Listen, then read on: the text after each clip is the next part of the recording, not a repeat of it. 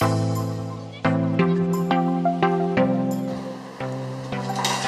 nay mình sẽ hướng dẫn mọi người bắt bông hoa sao nháy. Nó sẽ sử dụng đuôi hoa hồng, một cái đuôi hoa hồng to và một cái đuôi hoa hồng nhỏ ạ. Đầu tiên thì mình sẽ đi phần đế nhé. Mọi người sẽ dùng đuôi hoa hồng to. Ở đây mình sẽ sử dụng đuôi hoa cong. Mọi người lựa chọn đuôi đen. Mình sẽ đi đế bằng nhé.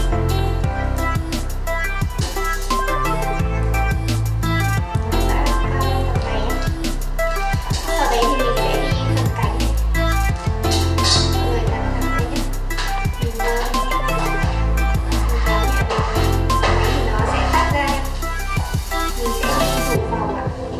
Nó sẽ rơi vào khoảng 6 đến 7 cánh nhé.